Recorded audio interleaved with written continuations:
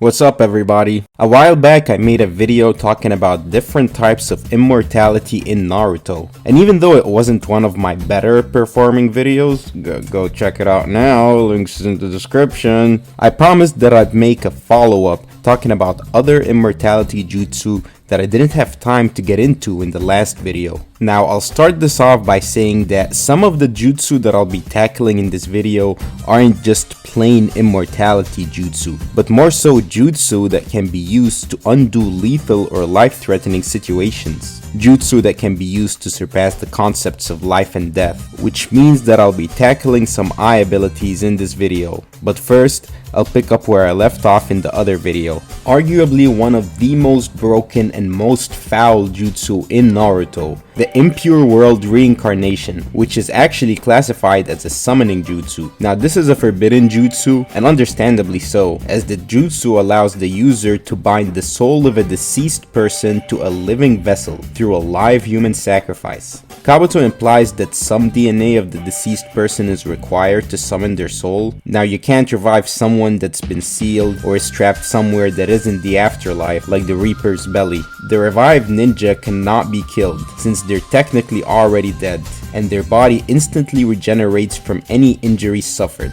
And since the only way for them to be dispelled is for the jutsu caster to undo the jutsu, you basically have immortal dead ninja zombies all over the place. Even if you kill the jutsu caster, the jutsu itself doesn't get released. There's only a few ways to handle reanimated ninja. You're either gonna have to seal them, like Itachi did to Nagato with the Totsuka blade, or, and this is a weird one, you're gonna have to help the shinobi's soul find closure so that their soul can rest in peace. It's what happened to shinobi like Sasori and the third Raikage, but I guess that'd only work with conflicted souls, as I don't see something like this working on Madara. One other way that I could think of to kill a reanimated ninja would be if you have a jutsu that can extract someone's soul, since the reanimated ninja is essentially just a soul trapped in a sacrifice. So if someone had the Rinnegan, they could probably deal with a revived shinobi with the human path. Speaking of the Rinnegan, it provides the user with a unique set of godly abilities, a lot of which have to do with the concepts of death and mortality, or immortality. Like the human path, which allows one to yank someone's soul straight out their body. One jutsu I wanted to discuss is the Naraka path that can summon the King of Hell. You see, when fighting pain, the paths are essentially immortal so long as the Naraka path is around. The King of Hell can take in a damaged path of pain in its mouth and spit out the same path of pain fully recovered, regardless of its prior condition. It's the reason fighting pain with no prior knowledge is so difficult, since you can spend all your time fighting one of the stronger paths, and once you finally defeat it, the Naraka path will just bring it back to life like it's nothing. The Naraka path can also be used to kill people by interrogating a person, and if the person answers dishonestly, the King of Hell will pass judgment and rip out that person's soul, which appears in the form of an elongated tongue. Another function of the King of Hell is that it can store a victim's body and soul after the victim has had their soul extracted by the human path, with which the Rinnegan user can transport the victim and revive them elsewhere, kind of like a pouch to store your enemy's soul. On top of all that I mentioned, the Rinnegan also has the ability to revive dead people, and not like the reincarnation jutsu.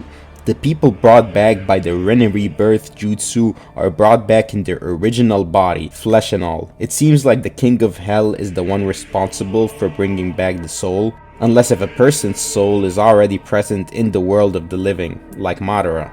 Now it's implied that the Rinne Rebirth comes at the price of the user's life, but it's a bit convoluted. Nagato died after using the jutsu, but Nagato was already pretty exhausted from attacking the leaf, and he brought back to life like everybody he killed during the attack.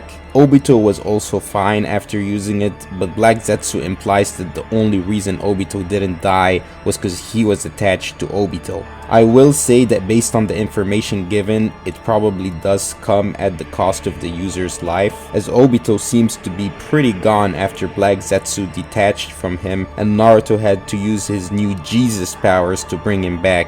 Whew.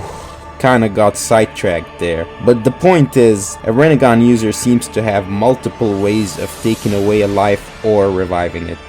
Getting back on track, another eye ability that can be used to circumvent fatal circumstances is exclusive to the Sharingan, that being the Izanagi. Now the price for using the Izanagi is that the eye that cast it would be rendered blind, which is a pretty extreme price to pay, so it must be a pretty overpowered jutsu, and it is. The Izanagi is a genjutsu cast on oneself. The most impressive thing about this jutsu is that the effects of the genjutsu are tangible and take place in real life, where in exchange for the vision in one's eye, the user has the ability to manipulate reality in itself and rewrite any event that may be unfavorable for them, essentially putting the user in a temporary state of immortality. Now I believe that this jutsu can be used to undo any circumstance that the user doesn't want, but most of its use cases have been preventing fatal events. Danzo was able to use it to escape death 12 times, and Obito was able to keep the jutsu active for 10 minutes straight against Conan,